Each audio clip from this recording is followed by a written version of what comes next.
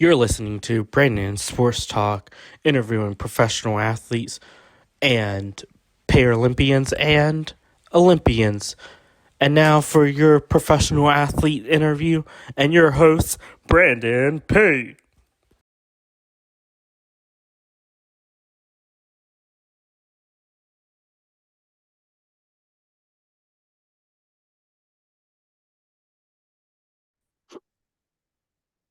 Welcome back to Brandon Sports Talk. In today's episode, I have the privilege of interviewing the Australian Alpine skier Olympian Jenny Owens. How are you doing today? Good, thank you. That's good. Can you talk about how you knew that you want to get started in the sport of alpine skiing? It was a very long time ago. I was sort of, I guess you just learn to ski with your parents as you do when you're that age. And we used to sort of just be weekend warriors or, go down for a week down here in our mountains. And I think back then it would have been a good 7 or 8 hour drive. So it was a bit of a trek. It's much faster now with the freeways, but yeah, we just did that for a while, and we did some trips over to the US and Canada when I think I was about 8, and did some like sort of race clinic stuff over there just for fun, and sort of liked it. And when I was back here, I would have been, I think, 10. One of the ski mountains here saw me skiing down their track that I jumped into, and was sort of like, oh, do you want to come and join us next year? So I did that. And it all sort of just progressed. I won a scholarship to train and race over in Europe when I was 12. And that's when I saw what ski racing was as opposed to what it was here in Australia. And yeah, that's what I decided I wanted to do from then on. What was that experience like for you getting started at such a young age of 4 and 6?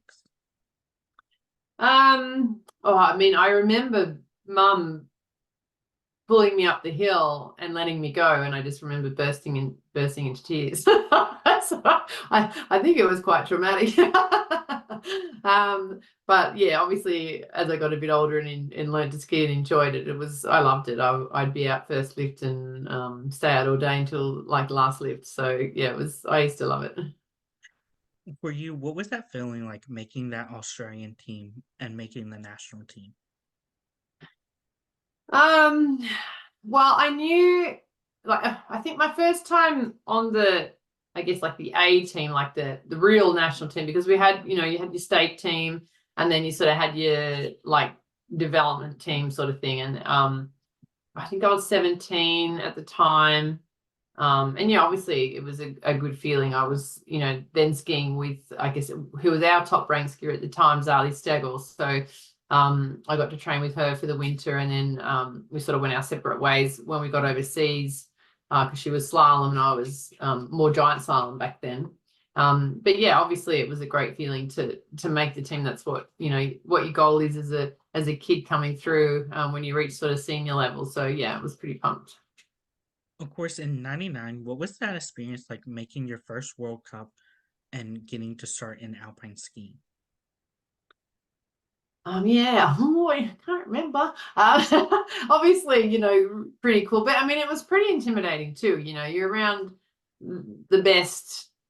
Well, I don't even know how many was competing. Maybe 70, 80 odd girls back then on downhill, and yeah, so I was intimidated. Obviously, it was my first time there, and you're rubbing shoulders with top ranked skiers in the world.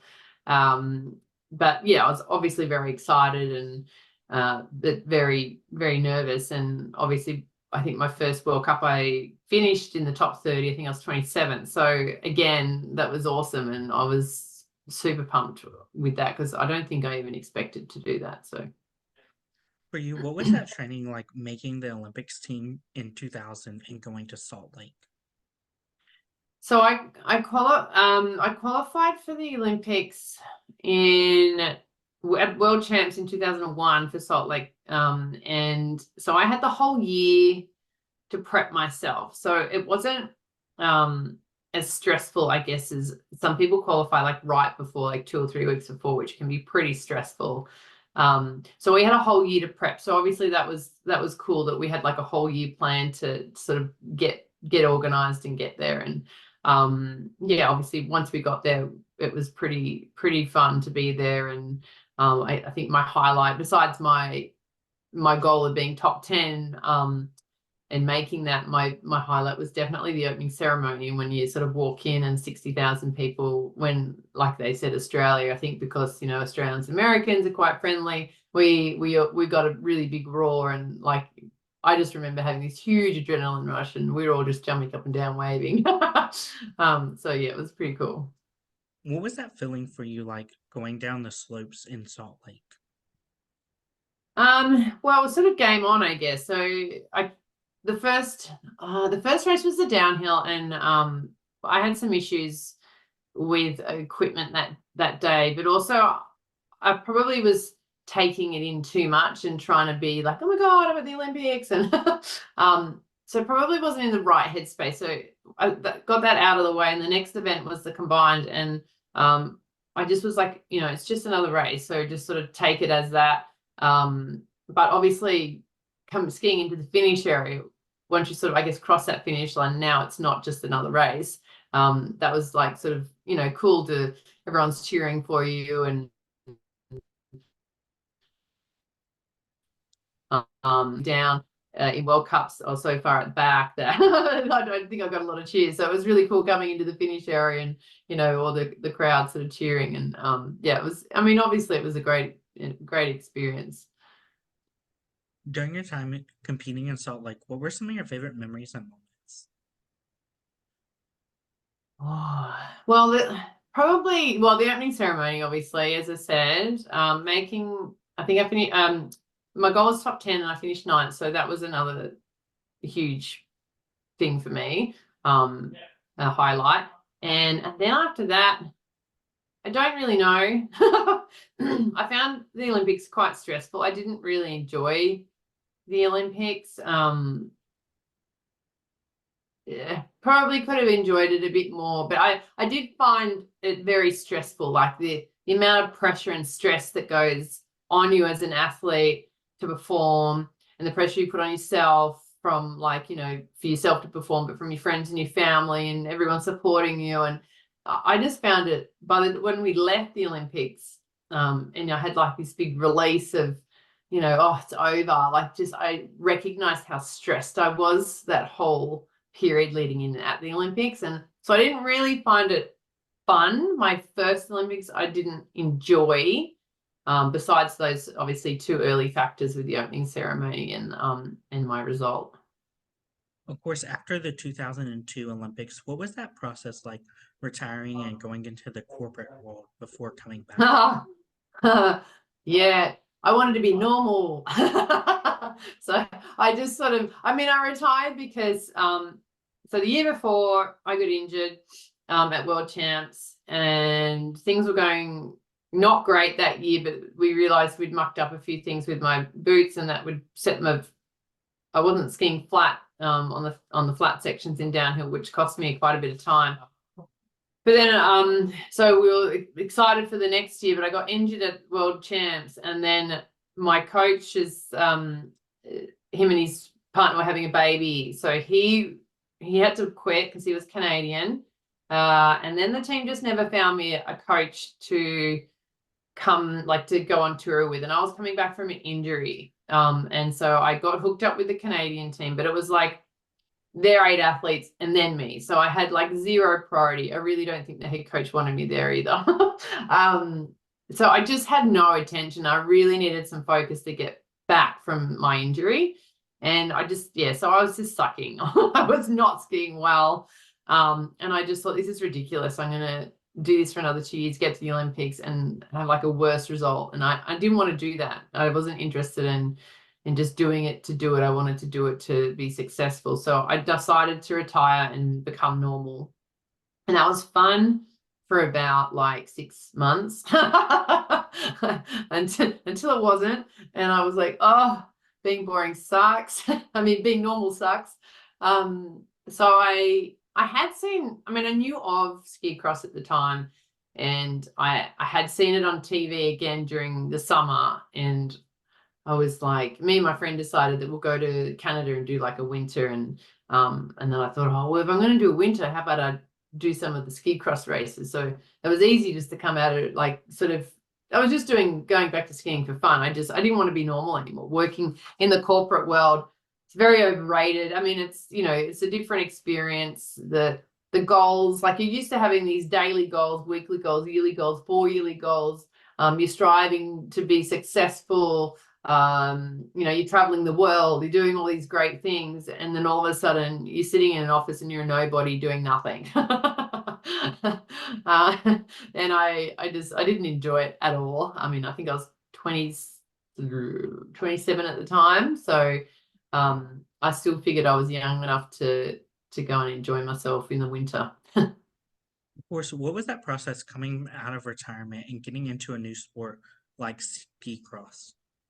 Yeah, well, I mean, it was, I was doing it more for fun, but I hooked up with the Swiss team over in Susfay, and they sort of showed me the ropes on how to do it. And I thought, oh, okay, cool, this is cool. And oh, this is a bit scary skiing around all these other people and they're on top of me. Give me space. But it was a lot of fun. Like, I guess back then, before it was Olympic event, it was, you know, you had the tours. So you would, everyone would go somewhere, say if it was in America or Europe, and you would compete, and then there'd be a big party afterwards, and then you'd move on to the next one, which might be in a couple of weeks' time or something. So it was just more fun. Like, it was, even though you sort of have to learn the ropes to a new sport, I was really doing it just for fun. And I started, you know, my first ski cross, I was third. I think I won about 5 or 8 grand, and for me back then, like US, I was like, you know, oh cool, I like, I won some money. That's never happened before, so obviously that was fun too. So I mean, I mostly did it for fun. I wasn't really doing it serious, and it wasn't an Olympic sport. It was like a Winter X Games sport, so that was sort of what I was doing it for, to just, yeah, you have a more fun side to ski racing versus Alpine, where it was, yeah, pretty tough environment. How was that experience like getting to ski in the X Games in Aspen in 2012? Well, 2012 wasn't my first year, and I was trying to think when my first year was, but the 2012 was when I won my medal. But my first was the year I started. Oh, was it the first year I started ski cross, or the second year? I can't remember, but my first one there, like, it was pretty cool. Like, there's so much going on. There's like all the cool snowboarders and half pipe skiers, and you know, there's the moto stuff going on, and it's just like this huge event that with all these like way cooler people than me. So yeah, it was pretty fun to sort of be around and just watch all these guys like do some really cool stuff. And yeah, like, yeah, X Games, I guess at the time, was the Olympics for ski cross. What was that feeling like when you made your second Olympics to go to Vancouver in 2010? Well, again, I sort of qualified the year before. I knew, I mean, unless I fell on my face, I wasn't going to qualify, because I was ranked 5th going in that year, and I was a medal hope. So I knew I'd qualified the year before again. So I had a lot of prep time. But again, I didn't enjoy it at all. I really didn't want ski cross to become a winner, an Olympic sport. But I knew if it didn't, the sport would, like, it wouldn't exist anymore. It would have fallen apart. So it sort of had to. But yeah, it was it changed the sport, probably for the better. And I think once I got my head around it being an Olympic event, it was fine. But Vancouver was a horrible year for me. Like I said, I was a medal hope, and my whole, everything that could have gone wrong that year went wrong. I'd had 2 surgeries leading in. One was I think it was 3 or 4 weeks out from the games. So I knew my medal chances were done. So obviously I was just, really in the end, I was just going to go. I wasn't going there anymore. I mean, obviously I was going to give it my best, but I hadn't really skied a lot that year and competed. So again, it wasn't an Olympics that I enjoyed. It sounds really bad saying that, but it wasn't, yeah, for the Salt Lake and I feel Vancouver, I didn't enjoy.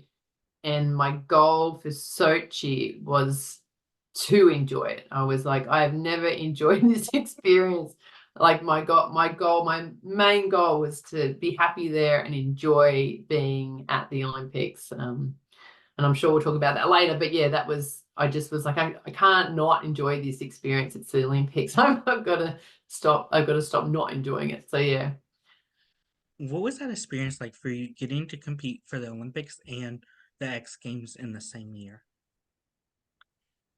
Yeah, well, a lot of the athletes didn't go to the X Games the year of the Games because of the injuries that normally happen at X Games. It is X Games is always a much bigger track, much bigger jumps, faster, longer. So yeah, a lot of the teams didn't go. But yeah, I don't even know if I don't even know if I can't even remember if we went and if we did go, what happened, but because it would have been 2010 and then 2014, it wasn't on anymore. I think they'd stopped the ski cross. I think 2012 was the last year they had it, and then 2013, I think they stopped the ski cross. So yeah, it was always a lot. I think the ski cross and the world champs were on in the same year. Yeah, it's a lot of the teams stopped being allowed to go, which is why it stopped, because they stopped getting the best athletes. For you, what was that feeling like going into your third Olympic Games and competing in Sochi? Um, yes, well, I was hoping to finish sort of top 10 there. I knew my chances again of medals that year was out due to more issues. Won't get into that. But my goal there was to be happy, was to enjoy myself. And normally when I was happy and things were going well and I was enjoying myself, I usually always performed well. So that was sort of how we were trying to play it. And it was good. I had a great day. I remember standing in the start gate and just, full of adrenaline and pumped, and I was just like, this is so much fun. This is so cool. And so I knew that I'd reach my goal because I was having such a fun day that day I competed. So, yeah, that was my most fun Olympics. It wasn't my most successful Olympics, but definitely I had a smile on my face. Of course, while in Sochi, did you know that that would be your last Olympics? Yes, I did. It was I didn't want to leave the finish area because I knew our media guys were there and they were going to interview me, and I didn't want to burst into tears being my last event. So I really held back, and they're like, hurry up, what you doing? I was like, I didn't want to come and talk to you because I didn't want to cry. But I would still compete today. I love competing. I love being an athlete. I love the lifestyle. I love what it offers. But yeah, like age and money became a thing, and I would love to go back to competing. And but having said that, I have a young family now too, with two kids, and they have to come along with me. So now my expenses have just gotten triple. Of course, going into the Olympics, knowing that it was your last, what was some of your favorite memories and moments competing in your last Olympics? Favorite memories. Oh well, yeah, probably just standing in the start gate and just really being pumped to be there. And um we didn't do the opening ceremony because we were the last event, and I don't know what other teams do these days, but we sort of bring people in and then ship them out. They don't stay long at the Olympics. They're like their first, if they compete in the first couple of days, they have a couple of days to hang out and then they're forced to leave, so that you can't hang out for the whole Olympics. And same if you're in the last couple of days, you can only really come in like a handful of days beforehand. So we weren't there for the opening. We were there for the closing, which was, yeah, it was fun to go and do that and have a bit of a party afterwards. And then basically we got on a plane and flew home the next day. So all the way back to Australia from Russia. So yeah, it was, yeah, probably just the comp side of it, I think, was for me, yeah, just reaching my goal of enjoying myself that day. For my listeners that don't know about ski cross, how do you play? How do you compete in ski cross? So there is 4 competitors, and it's like if anyone's ever watched motocross or BMX. It's similar to that. So four of us race down the track at one time. The gate drops and you race down like an obstacle course. I guess you're going over jumps, rolls, turns. There's a little bit of fighting going on, even though you're not meant to. Not meant to touch each other, and mostly you don't. Yeah, and it's sort of just fastest two to the finish line go through to the next round. It's a bit of a knockout, so there's normally starts with 32 athletes, and you end up with a heat of 4 for the finals, and first one across the finish line wins. For you, what was that feeling like putting on your ski gear for the first time and seeing the Olympic rings on it? Well, you have your fittings like maybe a year before, so we'd already sort of put the uniform on, or a mock-up of what we were going to be wearing with the rings and stuff on. So yeah, that I feel like that was probably more fun because it was made to be fun. You're sort of dressing up and trying all the stuff on with all the Olympic team, and that was probably more fun. Although having said that, when we got to the Olympics, the first Olympics, we had like 2 bags. We were given 2 bags, and you just with Olympic rings and stuff, and you sort of go back to where the athletes village, which was pretty cool too, and then you just all trying on all your new gear and yeah, like going through everything, like laughing at some of the stuff that you will never wear. But yeah, no, it's pretty fun experience for that stuff. Yeah. Whereas, how does it feel to have OLY behind your last name and be known as a 3-time Olympian? Well, I probably never really used it until more so now. I feel like I guess in my work life, so I work for Deloitte, and they're partners with the International Olympic Committee. So I probably use it more now.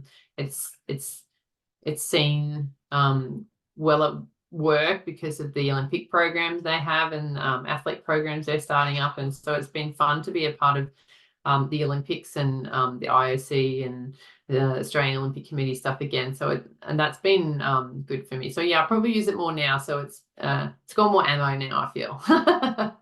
For you, what was that mama I made it moment when you competed at the Olympics? Made it moment. Well, I guess the first race, like I said, the downhill, where I probably overindulged in it being the Olympics. I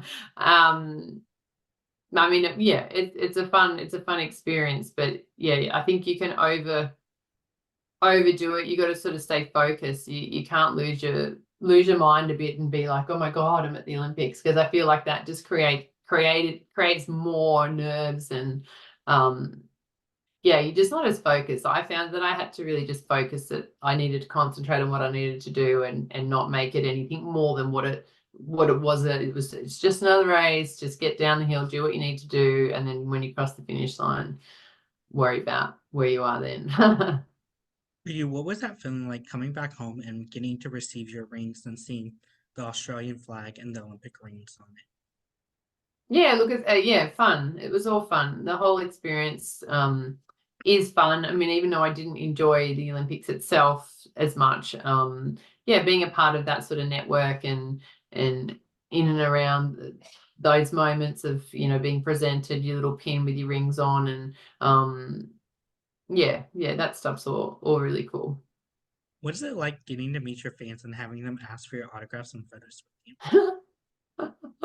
Embarrassing. I always felt like, look, for Australia, I did all right, but in the world, I wasn't really, your Lindsay Bonds or Michaela Schifrins. I wasn't much, I was sort of, around, I'd be finishing around 30 in the 30s somewhere. So, but it was fun to give your autograph to little kids that run up to you and want your autograph and have your photo taken, and that was all fun. But yeah, there were certainly better skiers around than me. Who are some of the alpine skiers and cross country skiers that you look up to? God, back then, I guess I used to really love and enjoy watching Penelope Berg, and from Sweden. I can't even even sort of remember on the guys' side who was around at that time, but you know, like Armot and some of the Norwegian guys, Shettle, they were all skiing really well in the speed events and well anything. They skied well all the time. But yeah, I probably didn't look up to them as much. I sort of just like I liked some of the different things that they all did. And in ski across, I guess I was trying probably more inspired to some of the guys and what they were doing on the track at the time. Like Christelle Bosco used to ski really well and press rolls and stuff really well, and you sort of used to watch him and try to learn from him. But yeah, that's can't really remember names from Alpine days. It was so long ago. We're going back to what was it, 2003 I retired. I was like a long time ago, 20 years ago. What has that transition been like, going from being a professional athlete to life after sport? I have always struggled in life after sport. Like I said, I would compete today if I could. It's a tricky transition. It's funny. Some people retire and go, oh, they wish they retired earlier. They love their life. Life's great. I mean, it's not that my life's not great and I don't love it, but it's not an athlete. It's a very different world. I like to feel like I'm achieving things in life and pushing myself and being challenged. I love that side. And, you know, even just traveling. I mean, I don't travel anymore. I used to travel for 9 months of the year for 25 years of my life. And now, like, I find it very difficult not going anywhere. And it's so expensive to travel at the moment, especially with a family. So yeah, we don't go on a lot of holidays, like we don't even go overseas that often as we used to. So I find that difficult too. So the whole thing is, you know, challenging, that's for sure. What advice would you give those athletes that are looking to get into the sport of alpine skiing? Well, I sort of feel like alpine skiing is where you learn all your fundamentals. So like to become a great alpine skier, you got to be very good technically, and it's a lot of time on snow. But having said that, I mean, like I said, I would still ski race today if I could. It's a life that you'll never get to do again. It's a once in a lifetime opportunity, and anyone that has that opportunity should take it, no matter what sport it's in.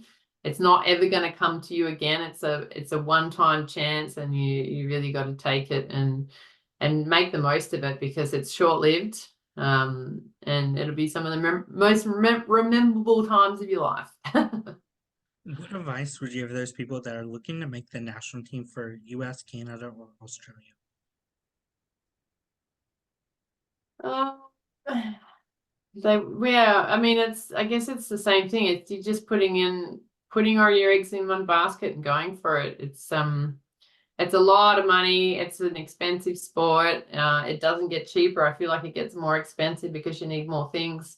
The better you get, the more money you end up spending and putting towards it. So it's financially a bit tough on the family, but I sort of blame them for getting me into it in the first place. What advice would you give those first time Olympians, but also those second and third time Olympians too? Well, I feel like once you've been to your second, if you're going to your third, you sort of know what you should be doing. Your first, look, take it all in. Try and find the enjoyment in it. There's definitely parts in there that are fun. It can be very stressful. But yeah, and when you're competing, just focus on what you need to do. And worry about where you are once you cross the finish line. Have the fun once you cross the finish line. What advice would you give those Olympians transitioning from the sport they love to life after the sport? Oh, I don't think I have any advice. I didn't do it. I feel like I'm still not doing it well, and I retired over 10 years ago. But then having said that, like, yeah, some people enjoy it. It's just, I guess it's trying to find things in life that you love and enjoy just as much, and that it can challenge you and drive you. And yeah, for me, it was, I never felt like I reached my full ability. So I feel like it's always kept me pulling back. But some people, you know, they reached everything they wanted to do and they're happy with that. And, you know, that's probably a little bit easier for them to retire when they know they did everything they wanted to or could do. So yeah, I guess it's just trying to find things in life that are gonna keep you motivated. That's great advice. Where can my listeners find you at on social media? Well, I have a private account now. I'm not so public anymore. But yeah, I'm at Jenny. What am I? I don't even know what my Insta. I don't really do Facebook anymore because it's all linked. But I think it's Jenny Lyons -OLY. I think that's what I don't know what my Instagram. I don't know what my Instagram is, but that's where I'm at, and I just keep it a bit private so people don't, sort of, that I don't really am in touch with anymore can see what I'm up to. But people are welcome to follow me. Oh no, it's Jenny Owens, Jenny Owens _Ollie. Yeah. Thank you again, Jenny Owens, for your interview, and best of luck in your future wherever it may hold you. Yeah, no worries. Thank you. Thanks for your time. Thank you. You can find Brandon Sports Talk on Instagram at Brandon Sports Talk, Twitter at Talk_Brandon. You can find me on YouTube at Brandon Sports Talk. Don't forget to like, comment, and subscribe. Thank you again, Jenny Owens, for your interview, and best of luck in your future. You've been watching Brandon Sports Talk. Please feel free to like, share, and subscribe to Brandon Sports Talk on social media and on YouTube.